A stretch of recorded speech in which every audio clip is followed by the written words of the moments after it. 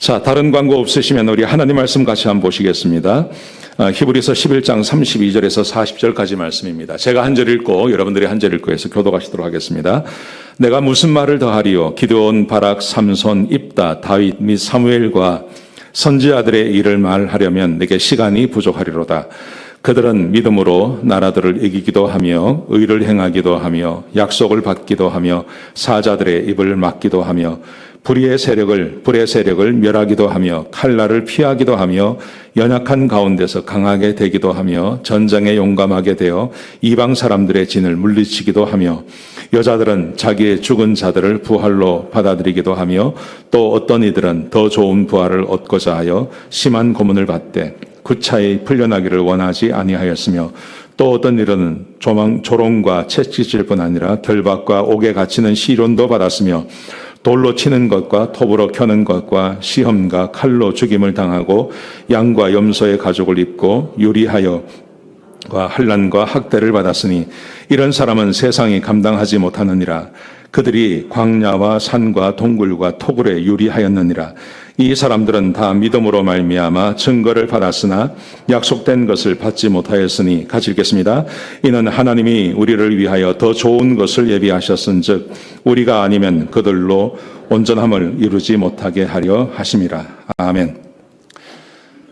오늘은 믿음에 대해서 좀 생각해 보려고 합니다. 한국에 한 3만에서 4만 명 정도의 탈북자가 있습니다. 이분들은 최근에 한 20년 사이에 북한을 탈출해서 한국에 들어오신 분들입니다. 그런데 대부분 그 탈북해서 한국에 들어오신 분들의 말을 들어보면 누군가의 이야기를 듣고 그 이야기를 믿었다는 겁니다. 일가족이 있으면 일가족 전체가 탈북하는 경우도 있지만 대부분 한국의 소식을 듣고 그 소식을 믿은 사람만 넘어오는 거더라고요. 왜냐하면 목숨을 걸어야 되는 거예요. 만약에 넘어오다가 총에 맞아 죽을 수도 있고 아니면 다시 잡혀가서 감옥에 갈 수도 있고 굉장히 어려운데 이런 것을 다 이겨낸 사람들은 어떤 사람들이냐면 한국에 대한 소식을 듣거나 아니면 한국에 있는 미리 탈북한 사람들의 말을 듣고 그 말을 믿은 사람이에요. 그 말을 믿고 실제로 한국이 좋은 곳이고 그곳에 가면 내 생명을 살릴 수 있겠다. 사람처럼 살 수 있겠다는 그 믿음 가지고 이분들이 넘어오게 되는 거죠. 제가 최근에 들은 이야기 중에 이런 이야기가 있었습니다. 어떤 분이 아주 오래전에 자기가 어릴 때 남북 그 이산 가족을 만나는 그런 프로그램이 있지 않았습니까? 가끔 있었는데요. 자기가 어릴 때 그 모임에 나갔다는 거예요. 자기 아버지가 있었고 자기 고모님이 있었는데 고모님이 한국에 잠깐 간 사이에 이 전쟁에 나가지고 이 통제가 된 겁니다. 그래서 자기 가족은 그냥 북한에 살고 자기 고모님은 한국에서 살았다는 겁니다. 자기 아버님이 돌아가시고 나서 그 고모님이 어떻게 연락을 해서 이제 이산 가족이 이제 상봉을 하게 된 것입니다. 근데 이제 며칠을 만나지 않습니까? 첫날 만나고, 둘째 날 만나고, 셋째 날 만나는데 마지막 날 이 고모님이 자기한테 자기가 어릴 때인데요. 아주 종이 하나를 똘똘똘똘 말아서 주시더래요. 그러면서 이렇게 말씀하시더랍니다. 이게 내 전화번호다. 이게 내 전화번호인데 네가 북한을 탈출해서 중국을 가든지 어딜 가든지 가서 나한테 전화를 해라. 그리고 탈출을 해라. 내가 너를 위해서 3억을 준비를 해놨다. 그러더랍니다. 근데 이분이 3억이라는 말이 무슨 말인지 몰랐대요. 왜냐하면 북한은 뭐 몇백 원, 몇천 원 이런 수준이니까요. 3억 원을 준비했다는데 그게 무슨 말인지 모르겠더랍니다. 그래서 아무한테도 이야기를 하지 말라 그랬대요. 그래서 아무한테도 말을 못하고 이제 그 북한으로 돌아가서 거기서 남한 소식을 잘 아는 사람, 그 사람을 만났대요. 그래서 자기 이야기를 했답니다. 우리 고모님이 3억을 준비했다고 하는데 그게 도대체 뭡니까? 그러니까 그게 어마어마한 돈이라 그러대요. 어마어마한 돈이고 그 돈만 있으면 한국에서 잘 살 수 있다 그러더랍니다. 그래서 이분이 그 말을 믿은 거예요. 고모님의 말씀 믿은 거예요. 어떻게 해서든지 내가 탈출을 해야겠다 해서 이분이 아주 수년의 시간을 걸쳐서요. 어떻게 해서 중국으로 넘어간 거예요. 중국에 가서 그 전화번호를 기억하고 있다가 중국에서 한국으로 전화를 한 겁니다. 그랬더니 사촌이 받는 거예요. 사촌이 받는데 뭐라 그러냐면 고모님 돌아가셨다 그러더래요. 고모님 돌아가셨다. 근데 나한테 3억 준다 그랬는데, 그러니까 나 그런 이야기 못 들었다 그러더랍니다. 얼마나 이게 황당해요. 그런데 자기가 생각을 해보니까 이미 한국에 갈 생각을 하고 고모님의 그 말씀을 믿고 마음에 품고 이렇게 살다 보니까 한국이 좋다는 거 안 거예요, 이분이. 그래서 기왕 탈북한 거 한국 가야 되겠다 생각을 했답니다. 그리고 진짜 한국에 온 거예요. 한국에서 와서 보니까 3억 없어도 되겠더래요. 북한에 사는 것보다 그냥 한국에 3억 없어도 자기가 벌면 되지 이 생각하고 한국에 산다. 그렇게 말씀하시더라고요. 여러분, 탈북한다는 것, 그 어릴 때부터 세뇌 교육을 당한 사람들에게 한국에 대한 이야기를 듣고 한국 사람들의 말을 듣는 것, 그리고 그것을 마음에 품고 믿는다는 것은 보통 어려운 것이 아닙니다. 그런데 어떤 사람이 탈북해서 한국 와서 사냐 하면 그 말을 믿은 사람들이에요. 그 말씀을 믿고 받아들이고 마음에 딱 새기고 내가 어떻게 해서든지 한국 가야 되겠다. 이 마음 가지고 산 사람들이 한국으로 넘어오는 거더라고요. 여러분, 이것이 우리 믿음 생활도 똑같습니다. 믿음 생활도 똑같아요. 믿음이란 뭘까 하는 거예요. 믿음이 도대체 뭡니까? 하나님의 말씀을 믿는 겁니다. 탈북하는 사람들이 자기에게 한국에 대한 소식을 전해줬을 때 그 말을 믿은 것처럼 우리 믿음 생활하는 사람들은 하나님의 말씀을 믿는 것, 그게 믿음이라는 거죠. 자, 오늘 저는 이 세 가지를 이야기할 겁니다. 믿음이 뭔지를 이야기할 겁니다. 두 번째, 믿음의 사람들이 어떻게 살았는지에 대한 기록이 되어 있습니다. 그 다음에 세 번째, 우리가 믿어야 할 하나님의 말씀에 대해서 기록되어 있습니다. 오늘 우리가 11장을 읽었잖아요. 이 11장은요, 믿음의 장이라고 그럽니다. 근데 믿음의 장이라고 해서 히브리서에서 굉장히 유명한데 사실은 11장을 이해하는 이유가 뭐냐 하면 7장부터 10장까지 우리가 믿어야 할 하나님의 말씀이 있는 거예요. 7장부터 10장까지 우리가 믿어야 할 하나님의 말씀을 우리에게 가르쳐 주기 위해서 이것이 얼마나 중요한 것인지를 가르치기 위해서 11장에 믿음의 사람들의 예를 들어 놓은 거예요. 자, 믿음이란 뭔지 같이 한번 보시겠습니다. 믿음이 뭘까요? 이렇게 되어 있습니다. 같이 한번 읽겠습니다. 시작. 믿음은 바라는 것들의 실상이요 보이지 않는 것들에 대한 증거니 선진들이 이로써 증거를 얻었느니라. 믿음은, 여러분, 성경에 나오는 모든 믿음이라는 말이 나오면 항상 거기에는 하나님의 말씀을 믿는다, 이걸 집어넣으셔야 돼요. 하나님의 말씀을 믿음은 이 말입니다. 이게 그냥 믿음이 아니고요, 하나님의 말씀을 믿음은 바라는 것들의 실상이요, 뭔가를 바라는 마음이 생겼어요. 뭔가 바라는 마음이 생겼다는 것은 그 근거가 어디냐 하면 하나님의 말씀에 있는 거예요. 북한에 있는 사람이 고모님께서 내가 너에게 3억 줄게, 너 한국 와라.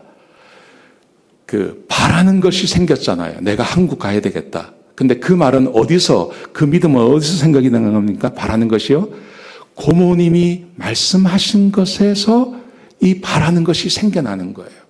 자, 그런데 믿음은 하나님의 말씀을 믿는다는 것은요, 바라는 것들의 실상, 눈에 보이지 않지만 마치 그게 이루어진 것처럼 믿고 산다는 말이에요. 보이지 않는 것들의 증거, 말씀을 하셨지만 보이지가 않습니다. 3억이 보이지가 않습니다. 한국이 보이지가 않습니다. 그런데 그 말씀을 믿으면 마치 눈에 보이는 것처럼 그 증거를 손에 쥐고 있는 것하고 똑같다는 말이에요. 믿음이라는 말이 그런 말이에요. 자, 보세요. 믿음이란 시작은 어디서 시작이 되는 겁니까? 하나님의 말씀에서 시작이 되는 겁니다. 그래서요, 말씀은 뭐냐 하면 현재 확인이 안 됩니다. 그죠? 3억 줄게, 한국에 오면 너 잘 살 수 있어. 이게 확인이 안 돼요. 근데 믿음이 뭐냐 하면요, 그 말을 믿는 거예요. 하나님의 말씀을 믿는 거예요. 자, 예를 들어 볼게요. 이렇게 되어 있습니다. 믿음으로 모든 세계가 하나님의 말씀으로 지어진 줄을 우리가 아나니. 여러분 창세기 1장 1절에 보시면 하나님 세상을 창조하셨다고 되어 있죠. 혹시 그거 보신 적 있으십니까? 하나님께서 세상을 창조하신 것을 보신 분이 계십니까? 아무도 없습니다. 그런데 여러분, 우리가 창세기 1장 1절을 믿지 않습니까? 하나님이 태초에 천지를 창조하시니라. 믿죠? 안 믿어요? 우리는 보지도 못했어요. 근데 그게 믿어지는 거예요. 왜 믿어집니까? 하나님의 말씀이기 때문에요. 그게 진짜 본 것처럼 믿어지는 거예요. 하나님의 말씀을 믿음으로 모든 세계가 하나님의 말씀으로 지어진 줄을 우리가 아나니. 아멘. 이게 믿음이라는 거예요. 믿음. 보세요. 믿음은 하나님의 말씀을 믿는 겁니다. 자, 4절에 보시면 예를 들었습니다. 믿음으로 아벨은 가인보다 더 나은 제사를 하나님께 드림으로 의로운 자라 하시는 증거를 얻었으니 하나님의 말씀을 믿음으로 아벨은 가인보다 더 나은 제사를 드렸다고 그랬어요. 그 다음 그 말씀 보시면 하나님이 그 예물에 대하여 증언하심이라. 자, 보세요. 가인은 농사 짓는 사람이었습니다. 그래서 하나님께 제사 드릴 때 농작물을 하나님께 드렸습니다. 근데 아벨은 양치는 사람이었어요. 그래서 양을 하나님께 드렸어요. 그 결과가 뭡니까? 하나님께서 가인의 것은 받지 않으세요. 그리고 아벨의 것만 받아요. 이걸 오해하면 이렇게 생각할 수 있습니다. 아, 하나님은 원래 고기를 좋아하시는 분이구나. 아니면 비싼 거 좋아하시나. 싼 거, 이 농작물 이런 거 싫어하시나? 이렇게 생각할 수 있어요. 여러분, 그런데 여기 핵심이 뭡니까? 하나님의 말씀을 믿음으로 아벨은 가인보다 더 나은 제사를 드렸다고요. 그게 이렇게 되어 있지 않습니까? 하나님이 그 예물에 대하여 증언하심이라. 하나님께서 말씀하셨다고요. 너희가 예배를 드릴 때, 제사를 드릴 때는 양의 첫 새끼를 드리고 그리고 그 양의 첫 새끼의 기름으로 나를 드려라. 그 기름이 뭐냐 하면요. 콩팥, 허파, 위장 이런 데 붙어 있는 기름을 떼서 하나님께 드리라는 거예요. 하나님께서 이런 걸 기뻐하신다고 미리 말씀하신 거예요. 그런데 가인은 하나님 말씀을 믿지 않았어요. 자기가 하고 싶은 대로 한 겁니다. 그런데 아벨은 하나님의 말씀을 믿었어요. 그래서 하나님께서 하라는 대로 했더니 하나님께서 받으신 거예요. 믿음은 하나님의 말씀을 믿는 겁니다. 또 예를 들었습니다. 7절에 보시면 믿음으로 노아는 하나님의 말씀을 믿음으로 노아는 아직 보이지 않는 일에 대한 견고를 받아 경외함으로 방주를 준비하여 하나님께서 말씀하셨습니다. 노아야, 앞으로 100년이 있으면 비가 올 텐데 그 비로 인하여 홍수가 나서 사람들이 다 죽게 될 거다. 너 방주를 준비해라. 하나님께서 말씀하셨어요. 그 말씀을 듣고 믿음으로 노아가 방주를 준비하는 거예요. 그렇지 않습니까? 이렇게 방주를 준비하는 거예요. 100년을 준비하는 겁니다. 사람들이 다 웃어요. 저게 뭐냐고. 비가 옵니다. 홍수가 납니다. 다 죽습니다. 아무도 믿지 않습니다. 근데 하나님의 말씀을 노아가 믿어요. 그리고 저 방주를 준비하는 것, 100년 동안요. 그래서 노아와 그의 가족이 하나님께 구원을 받는 거예요. 하나님의 말씀을 믿는 거예요. 그래서 보십시오. 하나님의 말씀을 믿는 믿음이 없이는 하나님을 기쁘시게 하지 못하나니, 하나님을 기쁘시게 하는 것은 하나님의 말씀을 믿는 믿음을 말하는 거예요. 하나님께 나아가는 자는, 하나님을 믿으려고 하는 사람들은 반드시 그가 계신 것과 말씀하시는 분이 살아계신 것과 그리고 자기를 찾는 자들에게, 찾는다는 말은 하나님께서 말씀하신 것을 믿고 그대로 살려고 하는 사람을 말하는 겁니다. 그런 사람들에게 상 주시는 이심을, 하나님께서 말씀하신 것을 반드시 이루신다는 것을 믿어야 할지니라. 여러분, 믿음은 하나님의 말씀을 믿는 겁니다. 내 생각을 믿는 거 아닙니다. 내가 그렇다고 해서 믿는 거 아닙니다. 믿음은 언제나 하나님의 말씀을 믿는 것입니다. 자, 그래서요, 이 설명을 한 다음에 믿음의 사람들에 대한 예를 들어요. 보세요. 내가 무슨 말을 더하리요?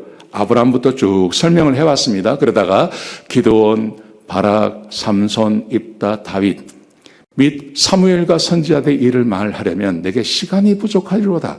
이 사람들이 전부 하나님의 말씀을 믿는 믿음으로 살았던 사람들임을 말하는 겁니다. 자, 그러면서 이렇게 보십시오. 그들은 하나님의 말씀을 믿음으로 나라들을 이기기도 하며 하나님의 말씀을 믿음으로 의를 행하기도 하며 하나님의 말씀을 믿음으로 약속을 받기도 하고 하나님의 말씀을 믿음으로 사자들의 입을 막기도 하고 하나님의 말씀을 믿음으로 불의 세력을 멸하기도 하고 하나님의 말씀을 믿음으로 칼날들을 피하기도 하고 하나님의 말씀을 믿음으로 연약한 가운데 강하게 되기도 하고 전쟁에 용감하게 되어 이방 사람들의 진을 물리치기도 했다. 근거가 뭐라고요? 하나님의 말씀을 믿음으로. 자, 예를 들었습니다. 11장 29절에 보시면 믿음으로 하나님의 말씀을 믿음으로 그들은 홍해를 육지같이 건넜으나 뭐죠? 출애굽한 사람들요. 출애굽에서 홍해 앞에 왔습니다. 홍해가 가로막고 있는 거예요. 뒤에는 애국 군대가 따라오는 거예요. 양옆은 절벽입니다. 지금 외통수에 몰린 겁니다. 다 죽었다고 했습니다. 그때 하나님께서 말씀하십니다. 모세야 뭐 하고 있냐? 네가 들고 있는 지팡이로 홍해를 쳐라. 쳤습니다. 그랬더니 홍해가 갈라지는 거예요. 하나님의 말씀대로 했더니 홍해가 갈라지고 그 사이를 지나가는 거예요. 애굽 사람들은요. 그런 말씀을 하신 적이 없어요. 그래서 들어갔다가 다 죽는 거예요. 30절 보십시오. 하나님의 말씀을 믿음으로 7일 동안 여리고를 도니 성이 무너졌으며 여러분 7바퀴 돈다고 매일같이 한 바퀴씩 돌고 7일째 7바퀴 돈다고 성이 무너집니까? 안 무너집니다. 근데 저 성이 왜 무너졌을까요? 7바퀴를 돌아서가 아니라 하나님께서 말씀하셨거든요. 하나님께서 야 하루에 한 바퀴만 돌고 제 7일 때는 7바퀴를 돌아라. 하나님께서 말씀하셨어요. 그 말씀에 순종했더니 성이 와장창 무너진 거예요. 아멘이시죠? 하나님의 말씀대로 하는 겁니다. 하나님 말씀대로 했더니 하나님께서 그 믿음대로 역사해 주시는 거예요. 또 보세요. 어떤 이들은 더욱 좋은 부하를 얻고자 하여 심한 고문을 받되 구차히 풀려나기를 원하지 아니하였으며 또 어떤 이들은 조롱과 채찍질 뿐 아니라 결박과 옥에 갇히는 시련도 받았으며 돌로 치는 것과 톱으로 켜는 것과 시험과 칼로 죽임을 당하고 양과 염소의 가죽을 입고 유리하여 궁핍과 환난과 학대를 받았으니 이런 사람들은 세상이 감당하지 못하느니라. 그들이 광야와 산과 동굴과 토굴에 유리하였느니라. 앞에하고 좀 다릅니다. 근데 보십시오. 이 사람들은 다 하나님의 말씀을 믿음으로 말미암아 증거를 받았으나 하나님의 백성이라고 하는 증거를 받으셨어요. 다.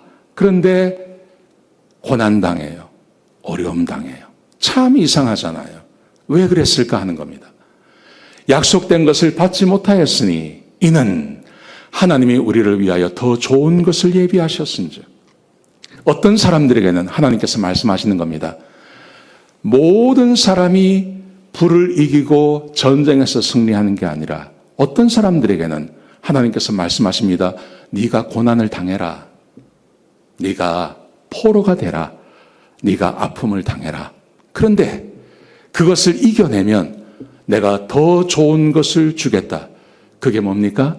천국을 말하는 거죠. 하나님께서 항상 승리하는 것만 말씀하시는 게 아닙니다. 하나님께서 어떤 사람들에게는 내가 너에게 더 좋은 것을 주겠다. 그게 천국이다. 천국을 내가 너에게 주겠다. 하나님께서 그렇게 말씀하시는 분도 계신다는 거예요. 자, 예가 있습니다. 보십시오.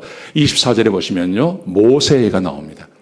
믿음으로 모세는 하나님의 말씀으로 하나님 말씀을 믿음으로 모세는 장성하여 바로의 공주의 아들이라 칭함받기를 거절하고 도리어 하나님의 백성과 함께 고난받기를 잠시 죄악의 나귀를 누리는 것보다 더 좋아하고 하나님께서 모세에게 말씀하셨다는 거예요. 모세가 그냥 있었으면요. 그는 어쩌면 바로의 공주의 아들이기 때문에 그 바로가 될 수 있었어요. 그 애굽의 왕이 될 수 있었어요. 근데 하나님께서 말씀하셨어요.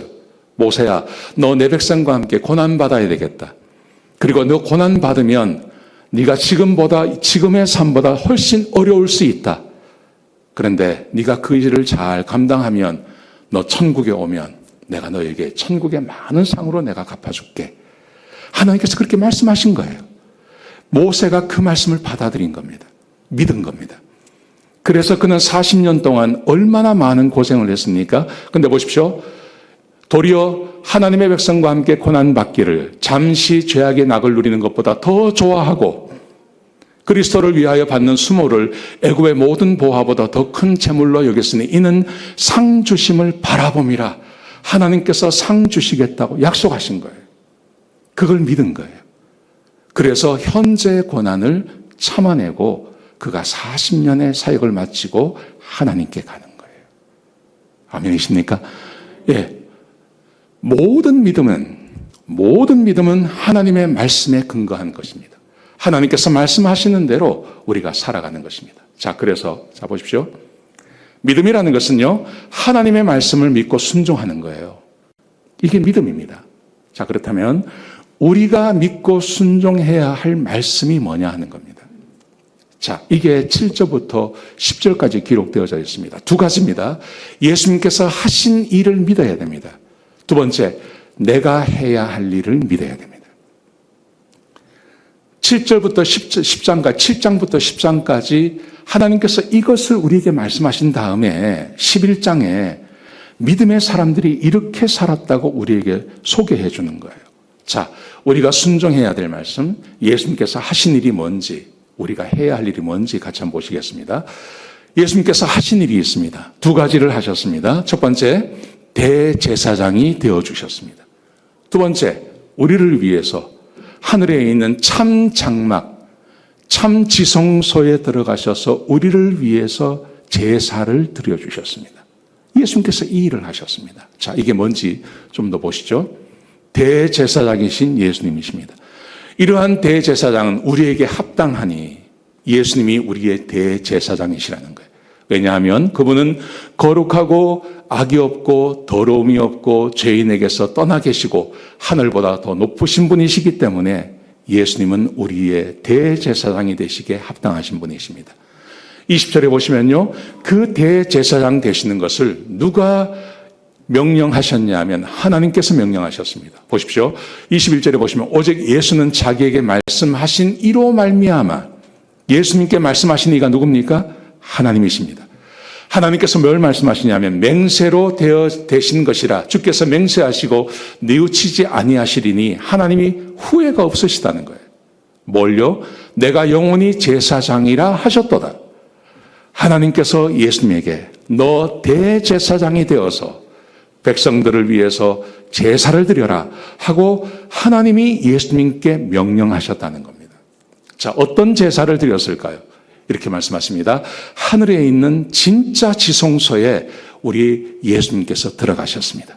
자, 9장 11절에 보시면요, 그리스도께서는 장래 좋은 일의 대제사장으로 오셔서 손으로 짓지 아니한 것, 곧 이 창조에 속하지 아니한 더 크고 온전한 장막으로 말미암아 염소와 송아지의 피로 하지 아니하시고 오직 자기의 피로 영원한 속죄를 이루사 단번에 성소에 들어가셨느니라. 예수님께서 우리의 대제사장이 되셔서 이 땅에 있는 성소가 아닌, 지성소가 아닌 하늘에 있는 진짜 지성소에 염소와 송아지의 피가 아니라 자기의 피를 가지고 예수님께서 들어가셔서 거기서 제사를 드리신 거예요. 보십시오. 13절 보십시오. 염소와 황소의 피와 및 송아지의 죄를 부정한 자에게 뿌려 그 육체를 정결하게 하여 거룩하게 하거든 하물며 영원하신 성령으로 말미암아 흠없는 자기를 하나님께 드린 그리스도의 피가 어찌 너희 양심을 죽은 행실에서 깨끗하게 하고 살아계신 하나님을 섬기게 하지 못하겠느냐. 일시적으로 드려지는 사람이 드리는 황소와 염소의 피, 그거로도 사람의 죄가 사해지기도 하는데 하물며 하나님이 인간의 몸을 가지고 오셔서 그 피를 흘리셔서 우리를 대신해서 제사를 드렸다면 우리의 모든 죄를 사하시기에 합당하시다는 거죠. 예수님께서 이 일을 행하신 거예요. 자, 그림으로 보여드리겠습니다. 예수님께서 십자가에서 죽으셨습니다. 우리는 저것만 봅니다. 근데 하늘에서는 무슨 일이 생겼는지 우리는 몰라요. 근데 하늘에서 무슨 일이 있었냐 하면 예수님께서 하늘에 올라가셔서 하나님 앞에 자기의 피를 가지고 들어가셔서 지성소에서 하나님이 계신 곳에서 예수님이 우리 죄를 사하시는 그 제사, 피의 제사를 우리 예수님께서 드리셨다는 거죠. 천국에서 제사를 드리셨다는 거예요. 이걸 예수님께서 하시는 거예요. 여러분, 우리가 이거 믿어야 됩니다. 아멘. 아멘. 내가 열심히 해서 내 죄 사함 받는 거 아닙니다. 우리가 어떻게 예수님을 믿을 수 있었습니까? 예수님께서 우리의 죄를 사하시고 천국에서 예수님이 저 지성소에 들어가서 하나님께 제사를 드리셨기 때문에 우리 죄가 사함 받는 거예요. 아멘. 여러분, 예수님께서 이 일을 행하셨기 때문에 우리에게 일어나는 일이 있습니다. 제사의 결과가 있습니다. 이걸 믿으셔야 됩니다. 보십시오. 그러므로 형제들아, 우리가 예수의 피를 힘입어 성소에 들어갈 담력을 얻었나니, 예수님께서 왜 자기 몸을 들이셔서 자기 피를 가지고 하나님께 가서 자기 제사를 드리셨냐 하면 우리가 하나님께 나아가게 하시려고요. 우리 한 사람 한 사람이 하나님과 만나게 하시려고 우리 예수님께서 이 제사를 드리신 거예요. 우리가 예수의 피를 힘입어 성소에 들어갈 담력을 얻었나니, 저 성소는 지성소를 말하는 겁니다. 여러분, 회막이 이 땅에 있을 때, 성전이 있을 때 지성소에는 누가 들어갑니까? 대제사장이 1년에 딱 한 번만 들어갈 수 있는 겁니다. 아무나 못 들어갑니다. 그런데 예수님께서 저 제사를 드리시고 난 다음에 우리 죄를 다 사하셨습니다. 그래서 우리 한 사람 한 사람이 예수님께 나가서 예수님을 만날 수 있는, 하나님을 만날 수 있는 이 은혜가 우리에게 주어졌다고 말씀하시는 거예요. 보세요. 또 하나님의 집 다스리는 큰 제사장이 계심에 예수님을 말합니다. 우리가 마음의 뿌림을 받아 악한 양심으로부터 벗어나고 몸은 맑은 물로 씻음을 받았으니 참 마음과 온전한 믿음으로 하나님께 나아가자. 하나님이 계신 그곳에 가서 하나님을 만날 수 있는 그런 은혜가 우리에게 주어진 거예요. 놀랍지 않습니까? 이런 것을 성경에서, 히브리서에서 특별히 얼마나 강조하고 있는지 모릅니다. 히브리서 4장에 보시면 이런 말씀이 있습니다. 보세요. 그러므로 우리에게 큰 대제사장이 계시니 승천하시니 곧 하나님의 아들 예수시라. 예수님께서 대제사장이 되어주셨다는 말이죠. 우리가 믿는 도리를 굳게 잡을지어다. 이것을 굳게 믿어야 된다. 뭡니까? 우리에게 있는 대제사장은 우리의 연약함을 동정하지 못하실 이가 아니요 모든 일에 우리와 똑같이 시험을 받으신 이로되 죄는 없으시니라. 그러므로 우리는 긍휼하심을 받고 때를 따라 돕는 은혜를 얻기 위하여 은혜의 보좌 앞에 담대히 나아갈 것이니라. 하나님께서 보좌에 앉아 계시는데 그 보좌 앞에 우리가 당당하게 나갈 수 있는 그 길을 우리 하나님께서 열어주셨다는 거예요. 아멘이시죠? 이런 이야기를 하면 우리 그리스도인들은 그래서 뭐 어쩌라고 이런 분위기예요. 일부도 그렇더라고요. 그래서 뭐 어쩌라고. 이 감동도 별로 없고 막 이런 이야기하면 까무러치고 막 이래야 되는데 만약에 말입니다. 여러분, 제가 여기 와서 사실은 제가 지난 일주일 동안 제가 DC를 갔다 왔어요. DC 갔다 와서 바이든 대통령을 만났거든요. 그래서요, 약속을 하나 받았어요. 뭐냐면요, 여러분, 사실은 우리끼리만 이야기인데 여러분이 원하기만 하시면 대통령 전용기가 여기 온답니다. 그래서 그거 타시고 가셔서 바이든을 만날 수 있답니다. 그래서 바이든 만나서 같이 밥도 먹어둘 수 있고 캠프 험프리 거기 가서 잠도 잘 수 있고 다 해준답니다.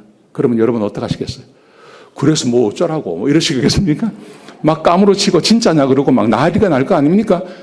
바이든 만난다 그래도 그러는데 하나님 만난다 그러는데 여러분들은 뭐 그래서 뭐 어쩌라고 이런 분위기가 지금 되고 있다는 거예요. 이게 왜 이러냐면요, 때를 따라 돕는 은혜를 얻기 위하여 은혜의 보좌 앞에 담대히 나갈지라. 그 은혜가 어디 있는지 모르는 거예요. 은혜의 보좌가 어디인지 모르는 거예요. 그럼 나보고 죽으란 말인가? 은혜의 보좌가 천국에 있는데 그 천국 가라는 말인가? 이걸 정확히 모르는 거예요. 자, 보세요. 은혜의 보좌가 어디 있을까요? 도대체 하나님 앞에 나간다는 말이 도대체 무슨 말입니까? 예수님께서 우리가 언제든지 하나님을 만날 수 있다고 했는데 그 하나님께서 어디 계시다는 말입니까? 이걸 정확히 모르는 거예요. 자, 보세요. 에베소서 2장 18절에 보시면 이는 그로 말미암아 우리 둘이 한 성령 안에서 한 성령 안에서 아버지께 나아감을 얻게 하려 하심이라. 성령 안에서 아버지께 나아가도록 해주신다 그러셨잖아요. 근데 이 말이 무슨 말이냐는 거예요. 2장 22절에 보시면 이걸 이렇게 설명했습니다. 너희도 성령 안에서, 똑같은 말이잖아요. 성령 안에서 하나님이 거하실 처소가 되기 위하여 그리스도 안에서 함께 지어져 가느니라. 때를 따라 돕는 은혜의 보좌 앞에 나가십시오. 하나님 앞에 나가십시오. 그럼 하나님이 어디 계십니까? 교회에 계십니까? 기도원에 계십니까? 어디 계십니까? 근데 보세요. 하나님이 어디 계시냐 하면 하나님이 내 안에 계시는 거예요. 예수님께서 십자가로 죽으시고 하늘에 올라가셔서 보좌에서 하나님께 제사를 드림으로 우리가 하나님께 나아가게 생겼는데 어떻게 나가냐 하면 내가 하나님을 찾는 게 아니라 하나님이 내 안에 거하시는 거예요. 하나님이 내 안에 거하시는 그 은혜를 베풀어 주셔서 내 안에 거하시는 하나님께 내가 나가는 거예요. 이게 얼마나 놀라운 일입니까? 대통령을 만나는 것하고는 비교가 되지 않는 겁니다. 예수 그리스도께서 제사장이 되어주시고 하늘에서 지성소에 들어가셔서 하늘에 제사를 드리심으로 우리 하나님께서 우리에게 베풀어 주신 은혜, 성부와 성자와 성령님이 계시는 내가 성전이 되고 내 안에 성부, 성자, 성령님이 거하시는 은혜를 베풀어 주셨다는 거죠. 자, 보세요. 증거를 보여드리겠습니다. 성령님이 내 안에 거하십니다. 요한복음 14장 17절에 보시면 그는 진리의 영이라 세상은 능히 그를 받지 못하나니 이는 그를 보지도 못하고 알지도 못함이라. 그러나 너희는 그를 아나니 그는 너희와 함께 거하시며 또 너희 속에 계시겠습니다. 성령이 어디 계십니까? 내 안에. 멀리 계신 게 아니에요. 성령님은 내 안에 계세요. 예수님 어디 계실까요? 보세요. 내가 너희를 고아와 같이 버려두지 아니하고 너희에게로 오리라. 조금 있으면 이게 재림을 말하는 게 아닙니다. 조금 있으면 세상은 다시 나를 보지 못하러 것이로되 너희는 나를 보리니 이는 내가 살아있고 너희도 살아있겠습니다. 성령은 삼위일체 하나님이십니다. 성령님 따로, 성부님 따로, 성자님 따로 계신 게 아닙니다. 성령님이 오셨다는 말은 거기에 예수님께서 함께 오신다는 말입니다. 그래서 내가 너희를 고아처럼 버려두지 아니하고 너희에게 오겠다고 말씀하시는 거예요. 성령이 계십니까? 그러면 성자 하나님도 함께 계시는 것입니다. 성부 하나님, 하나님은 어디 계실까요? 보십시오.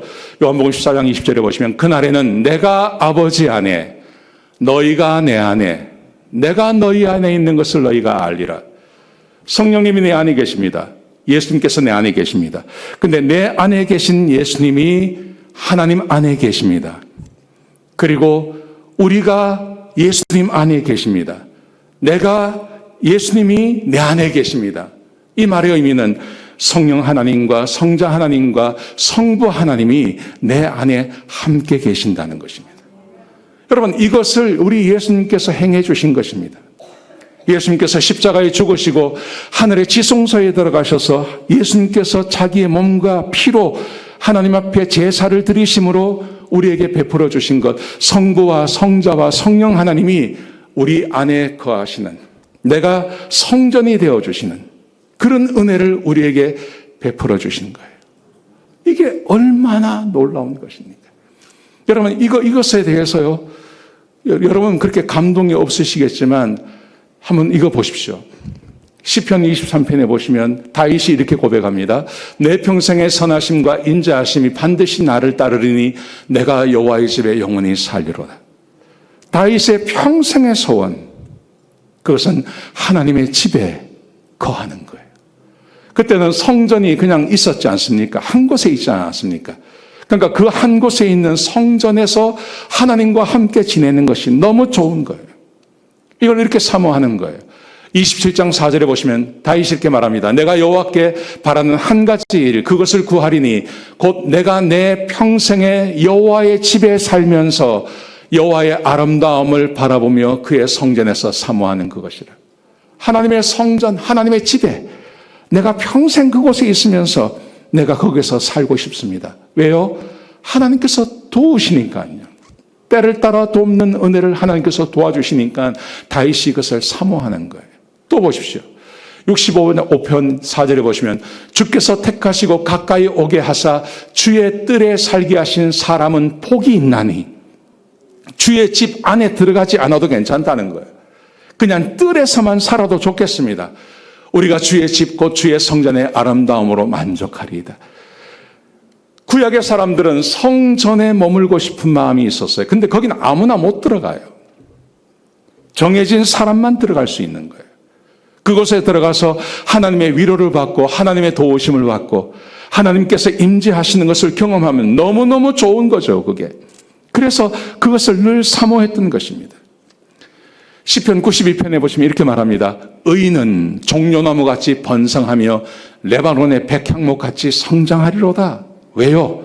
이는 여호와의 집에 심겼으며 하나님의 집에 심겨진 나무처럼 그렇게 의인은 종려나무처럼 번성하고 성장할 것입니다. 여호와의 뜰 안에서 번성하리로다. 하나님의 집에 있는 사람들은 하나님께서 이렇게 돌보아 주신다는 말입니다. 그는 늙어도 여전히 결실하며 진행이 풍족하고 빛이 청청하니 여호와의 정직하심과 나의 바위 되심과 그에게는 불의가 없음이 선포되리로다. 하나님께서 자기가 택한 백성, 자기 집에 찾아와서 함께 거하는 사람은 하나님께서 늙어도 그 사람을 돌보아 주신다고 말씀하시는 거예요. 여러분, 이게 말입니다. 그냥 여호와의 집을 사모하는 사람 정도가 이랬습니다. 근데 지금 저 성전 전체가 내 안에 들어왔다니까요. 성전이 지금 내 안에 계십니다. 그래서 내가 성전이 되었습니다. 내 안에 성령과 성부와 성자가 내 안에 계십니다. 여러분, 이게 얼마나 놀라운 일입니까? 이게 진짜 얼마나 어마어마한 일이 지금 우리에게 주어진 것입니까? 도대체 이것 외에 더 필요한 것이 뭐가 있습니까? 하나님께서 이렇게 은혜를 우리에게 부어주신 거예요. 성부와 성자와 성령 하나님이 내 안에 살아계시면서 내가 그분께 기도하면 응답하시고 내가 그분께 도움을 요청하면 도움을 주시는 그 은혜를 우리에게 부어주신 거예요. 아멘이시죠?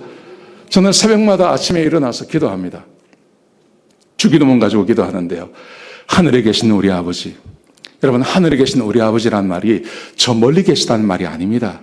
하늘의 모든 권세를 가지신 하나님이 내 아버지가 되신다는 말입니다. 아침에 일어나서 하나님이 온 세상의 주인이십니다. 근데 그 하나님이 내 아버지가 되십니다. 이 고백하면요, 얼마나 마음에 든든함이 있는지 몰라요. 아멘이시죠? 여러분, 하나님께서 내 안에 계시고 성부와 성자와 성령님이 내 안에 계시는 것이 얼마나 복된 것입니다.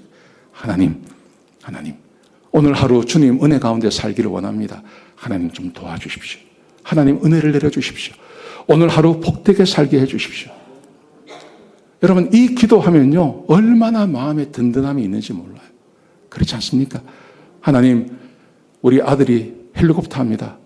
하나님, 오늘 하루도 어진이도 실수하지 않게 하시고 교관도 실수하지 않게 하시고 같이 타는 그 개도 실수하지 않게 해주시고 결함이 있는 헬리콥터 타지 않게 해주시고 내가 출퇴근하는 데를 가봤거든요. 출근하고 퇴근하는데 길이 좁아요. 군대 안에 있는 길인데 좁은데 거기를 막 쌩쌩 다니더라고요. 하나님 출퇴근길 지켜주시고 하나님 12월까지 마친다고 하는데 잘 마치고 돌아오게 해주십시오.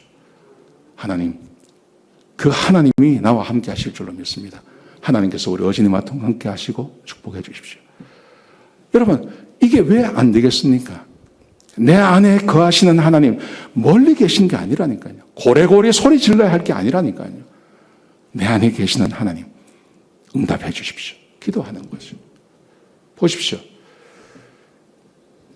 또 약속하시는 이는 믿으시니 우리가 믿는 도리의 소망을 움직이지 말며 굳게 잡고 우리가 믿는 도리의 소망, 내 안에 계시는 성부와 성자와 성령님이 내 안에 계시다고 하는 그것을 굳게 잡으라는 것, 굳게. 서로 돌아보아 사랑과 선행을 격려하며 우리가 서로 성령 안에 계시는 분들이 서로 사랑하며 지내는 것. 우리 하나님께서 원하시는 게 이거 아닙니까? 다투지 말고 서로 격려하며 서로 사랑하며 그렇게 지내라. 이게 하나님께서 원하시는 거예요. 자, 보십시오. 근데 여기에 경고가 하나 있습니다. 정말 무서운 겁니다. 보세요. 우리가 진리를 아는 지식을 얻은 후에 제가 지금 이 말씀을 드린 겁니다. 예수 믿고 구원받았다는 것은 내 안에 성부와 성자와 성령님이 함께 계시는 것입니다. 내가 성전이 된 겁니다. 이 지식을 얻었어요. 그런데 보십시오. 짐짓 죄를 범한 즉 다시 속지 않은 제사가 없고 무슨 말입니까? 지옥 간다는 말이 아닙니다. 내가 이런 것을 다 알고 있으면서도 성령이 이끄시는 대로 살지 않고 내가 주인 되어서 사는 것을 말하는 것입니다. 그러면 보세요. 오직 무서운 마음으로 심판을 기다리는 것과 대적하는 자를 태울 맹렬한 불만 있으리라. 모세의 법을 폐한 자도 두세 증언으로 말미암아 불쌍히 여김을 받지 못하고 죽었거든. 하물며 하나님의 아들을 짓밟고 자기를 거룩하게 하는 언약의 피를 부정한 것으로 여기고 은혜의 성령을 욕되게 하는 자가 당연히 받을 형벌은 얼마나 더 무겁겠느냐. 내가 구원받고 하나님께서 내 안에 계셔서 성령을 따라 사는 이 복된 삶을 물리쳐버리고 구원을 받았음에도 불구하고 이거 다 잊어버리고 내가 하고 싶은 대로 하고 살아가는 것. 그 사람들에게 임할 하나님의 형벌, 그 형벌이 얼마나 무겁겠느냐 생각해보라. 여러분, 이 말씀의 의미는 그렇게 살라는 말이 아니죠. 하나님 말씀대로 살라는 말이죠. 내 안에 계신 성령님을 따라 살라는 말이죠. 아멘이십니까? 예, 우리가 그렇게 살아야 됩니다. 내 안에 계신 성령님과 함께 성부와 성자와 성령님이 내 안에 계십니다. 그래서 내가 선한 일을 하고 주의 말씀을 따라 살고 그리고 주의 말씀대로 기도하고 간구하고 기도 응답받고 그 복된 삶을 포기하지 말라는 말입니다. 예, 그렇게 사시는 주의 백성들 되시길 주의 이름으로 축복합니다. 아멘.